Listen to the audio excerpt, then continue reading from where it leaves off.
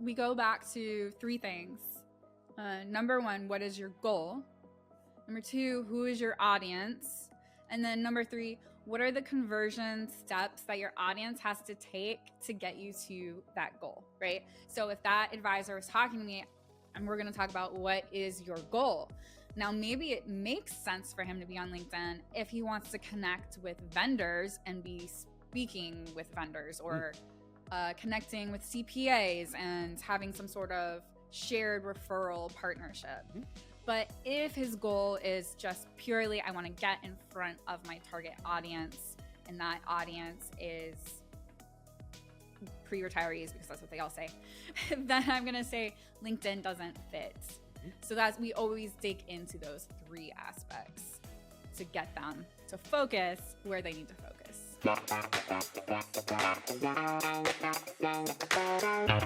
Hello and welcome to another Top Advisor Marketing Podcast. I'm your host, Matt Halloran. Marketing needs to be a slow game. And our guest today, Kalli from Kalli Collective, when we were doing our pre-record call, she came up with this wonderful analogy that we're going to use throughout the show, which is your marketing should be like a two-toed sloth. Because what I think a lot of you don't understand is you expect that marketing is an A plus B equals C equation. I put money in, I'm going to basically get money out equal or 10 times greater than what comes in. But it's not that simple, and it's definitely not that fast. So Kalli, welcome to the show. Thank you. Thank you. Yeah. I'm happy to be here. I'm happy that you're here. You and I talk often, actually, just so the audience knows. So I have a little bit of a bias towards you as a human being, and also for what you do at Kalli Collective. Would you mind just taking a minute or two and tell everybody a little bit about how you decided to build the collective and your background? Absolutely. So let's go back to, I don't remember the year, early 2000s, mid 2000s. I see an ad in a newspaper, and it says marketing for a financial advising firm. And I was like, I'm going to apply. So I did. And I got the job. And then I started working internally doing marketing for independent financial firms. I did that for about just over 5 years. And then I was like, you know what? I think I can take this larger scale and work with advisors everywhere. So that led to creating Kalli Collective. And that was 7 years ago now. Ooh. Yeah, pretty crazy. Time flies. Yeah. Well, I mean, so from we incorporated in 2017. Mm-hmm. And so, yeah, right. It seemed like, well, I think it's just a lot of us are still hanging out with each other, that we all opened our doors roughly at the same time, and have really, found a wonderful collective, for lack of a better description, of like-minded marketing professionals that work with financial advisors. Now, we talk about the idea that marketing should be like a two-toed sloth. Where do you want to begin with this? Because I think it's such a wonderful visual. So. It is. So, okay, let me give you a little background, and then I'll tell you like how I came up with this concept. So the background is, growing up, my father owns an exotic pet store. I don't know if you knew this about I didn't know that. Holy crap. Yeah, he owned this pet store for, I want to say 25 years. And when I say exotic, I mean, we had chinchillas, ferrets, crazy sorts of reptiles like Nile monitors and, anything you think of. And then he got a license for like a specific type of exotic animal owner license. And he purchased two-toed sloths and a goody paca. And I do expect you to look up these animals afterwards. And prehensile tail possums. So I am quite familiar with the two-toed sloth, which should not be mixed up with the three-toed sloth. All right, fair. Which is why my title is so specific. And fun fact, I, being a college student, got my father on Anderson Cooper's talk show. Oh my. So, brush those shoulders off. That's awesome. Holy crap. And let me tell you how I did it, by channeling my inner two-toed sloth. And so I've got 3 ways that you can channel the inner two-toed sloth. Well, But keep going, sister. yes, This is so awesome. the reason this came up, though, besides having this background, is that I've found that advisors, I mean, not just advisors, any business owner really, they get overwhelmed when it comes to digital marketing. You know, like I've had people this year, more so than in years past, where we meet, we're talking, and I talk about the services that we offer. Maybe they talk to a couple other firms, and then they are just so overwhelmed. They're like, we're not going to make this decision. We're going to look at this next quarter or in quarter 4. And I'm like, what? I mean, we all know digital marketing is vital now to successful business. So what is it that's like stopping us from acting? And that's where this like vision of, oh, the two-toed sloth. So let me tell you the 3 ways, right? The first thing is everybody thinks that a sloth is lazy, right? That's what you think. They're slow, they're lazy, they don't do anything. And that is the exact opposite of what's true about a sloth. They're actually extremely disciplined and determined, right? They're not going to spend their energy on anything except what gets them what they want. Right? You don't see them fluttering about. You don't see them cleaning themselves. You don't see them building a nest because that doesn't get them what they want. And that's the way we should approach marketing is this going to get me what I want? Right? So if you think about somebody who is on LinkedIn, maybe you're spending a lot of time building graphics, building content specifically for LinkedIn. But what if the people you're trying to reach aren't on LinkedIn? Right? Why are you exerting that energy? Instead, be like the two-toed sloth and just spend it where it counts. So that's tip number 1. All right. So I'm going to unpack that just a smidge here. Absolutely. Because so many financial advisors, I was actually just on a sales call yesterday, and the advisor says, well, Matt, I am very active on LinkedIn because, of course, as a salesperson, I'm doing my due diligence. I was like, you have a pretty healthy following. He's like, they're all advisors. Yep. I'm like, well, then what are you doing there, man? So Kalli, I know this is part of your process, but how do you help advisors make that digital presence decision so that they are being as efficient and disciplined as a two-toed sloth? Yep. We go back to 3 things. Number 1, what is your goal? Number 2, who is your audience? And then number 3, what are the conversion steps that your audience has to take to get you to that goal, right? So if that advisor is talking to me, and we're going to talk about what is your goal. Now, maybe it makes sense for him to be on LinkedIn if he wants to connect with vendors and be speaking with vendors or connecting with CPAs and having some sort of shared referral partnership.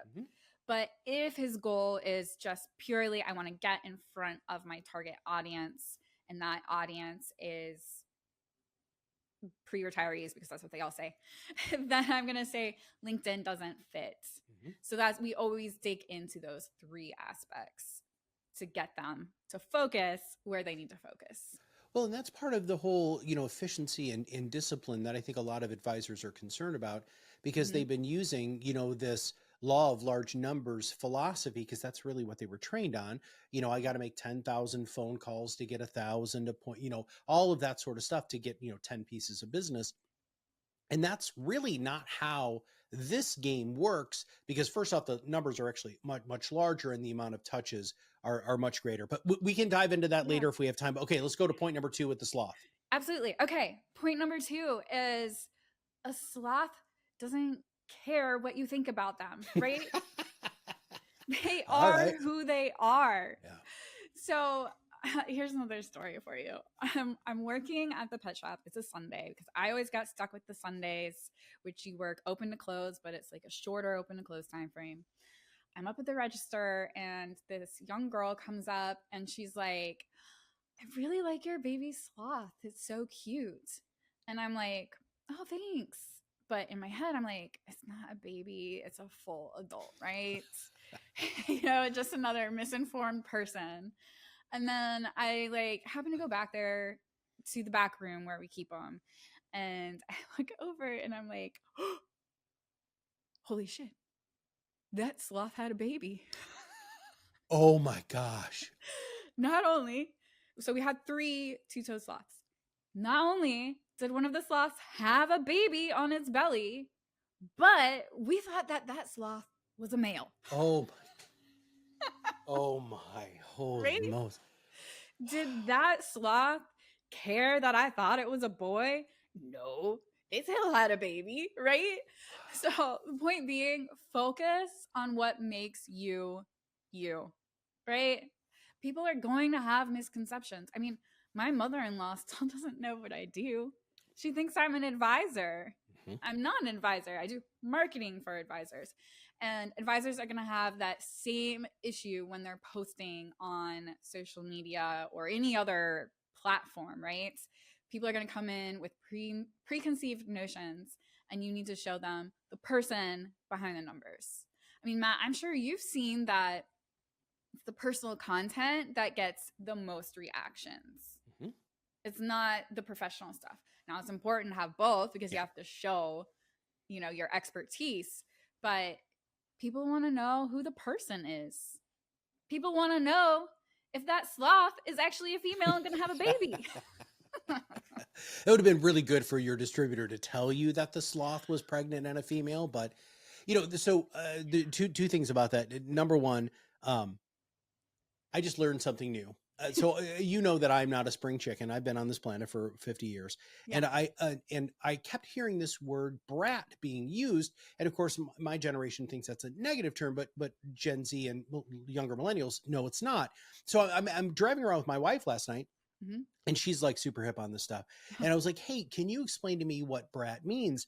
And it basically means unapologetically being yourself. We in the world of marketing Mm. consistently talk about being authentic to yourself and making sure that you're really leaning into what makes you you. Yep.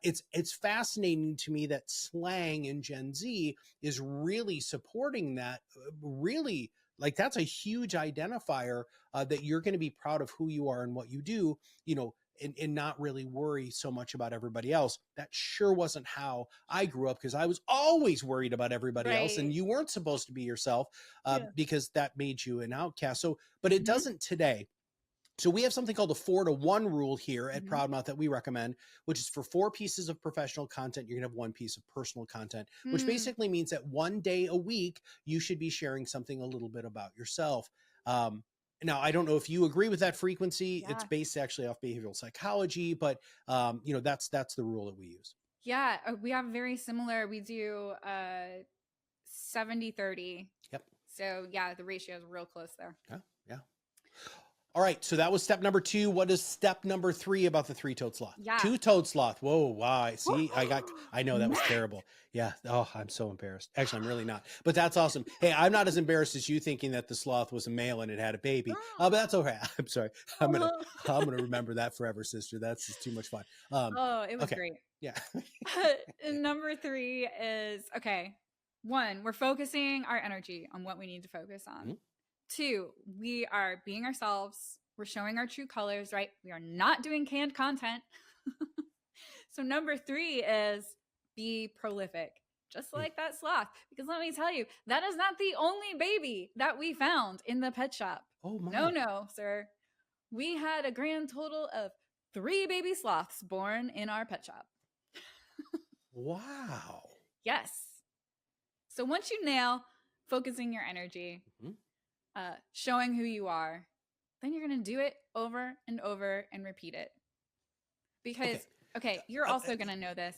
How many people out of your followers actually see your content organically? It's like less than 5%. Yeah, 3.85%. We actually just we have a webinar coming up this week, and that was the number that LinkedIn specifically said you're doing well if you're at 3.85% or 5, Yes. something like that. What is that's nuts? I know. So repeat it, because they don't hear it.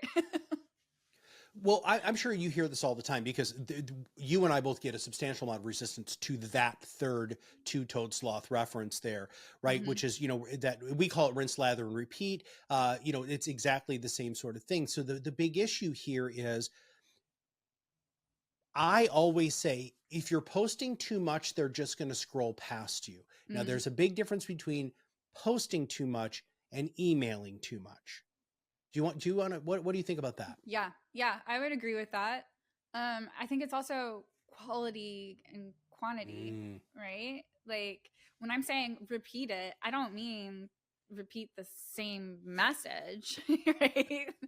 I mean repackaging it, but you're keeping the core content. You have the same point each time. Like I know when I think of Matt Halloran, he does podcasts and he tells me to be myself. Yep. Those two things, right? Are you saying that exact thing in every post? No, but you're telling me that in other words. And that's what advisors should be doing as well. So how do they come up with, and I know this is part of your system, so I'm just teeing you up here. How do you help them come up with appropriate high quality topics that they feel, and we obviously proud for ProudMouth, but how do you feel that they're going to really love and be happy with what they're creating? Well, we create it for them. Yeah.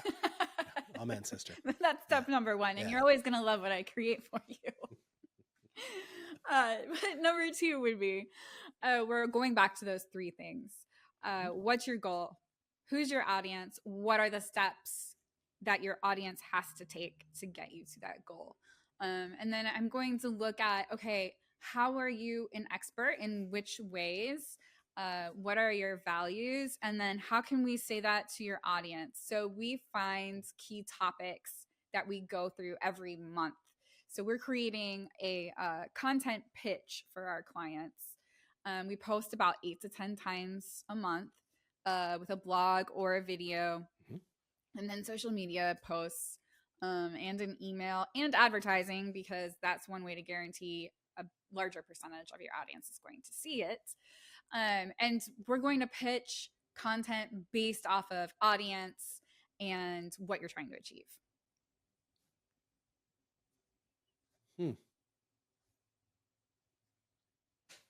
So you're really following the big picture marketing philosophy of it's not an or, it's an and. So you're creating pretty much every media of content that you can so that you're attracting that ideal person. Is that fair? Yes, exactly. That's correct. Now, when you talk about the third point there, not the sloth's third point, but your third point, yeah, which is the buyer's journey. Can you elaborate on that a little bit? Because I don't really think we've had a lot of people talk about that component before. Yeah, absolutely. So something we do when we're bringing on a client is we talk about the client journey. And it's, how does somebody hear about you right now, right? All right, let's say somebody hears about you. What happens if they're interested? Then what happens if they schedule a call with you? Because those three steps are really vital in what you do in your marketing. I mean, after they sign on as a client, that's vital too, but it's a different kind of focus. You're then focusing on the client experience and how you can make their experience with your firm better. Whereas in the beginning, we're trying to attract and capture those leads and keep them interested. And that's where you're going to see a lot of email nurture sequences coming in, which I think deserve a lot more focus than they currently get in the financial industry. I was just on, so we do Ask an Expert for our clients, and for our Academy members, they can come twice a week and hang out with Jessica or myself or our team and ask us questions. And I was just on a call with a gentleman in Canada, and he's got all of these wonderful ideas for all of these magnets. And then I asked him that question, Kalli. I said, so they click on this and then what happens? And he's like, what do you mean what happens? And I was like, what do you mean? What do I mean? What happens? He's like, well, then they're subscribed to my newsletter. And I was like, that's it. Like, right. What happens if they click on 4 things? They should be categorized differently than somebody who just downloaded something once and then you haven't heard from them again. So it was just wonderful to see that epiphany on his face, that he realized, oh my gosh, well, one, it was overwhelmed because he's like, crap, I have a lot more work to do. But secondly, having them understand that it's great when they download that thing, but that's permission. Is that Right. true? What do you think about that? What do you mean that's permission? Like Well, permission so from they're them? opting into you owning their contact information in their own, what we Oh, call their yes. own audience, right? Yes. That's a great point. We just had a sales expert on our live stream, and she talked about you want micro commitments leading up to the sale. Mhm. That's in quotes in case people are listening. The sale. And I think people saying, yes, you can have my email is a micro commitment. Absolutely. And so, what's the next micro commitment that you can get them to take? Because you want to get them in, as she said, you want to get them used to saying yes to you. Mm-hmm. Well, and there's been some really good studies on that. It waxes and it wanes. So at one point it was 5 yeses. We know that if they say 5 times yes, that the probability of them saying yes to a much larger thing is exponentially greater. Now, because of all of the different things that we do, it might not be such an overt yes, but in sales training, when I was taking sales training, Yeah. we were doing trial closes all the time, right? And that's still what we're doing. We're just not doing it with what can I do to get you in this car today sort of philosophy, right? Which is not anything that we want. Right. Yeah, exactly. And so I think focusing on, what does it look like for your prospects? Because I mean, it's pretty rare that you're going to have somebody who is a hot prospect who just happens to randomly come across your content, right?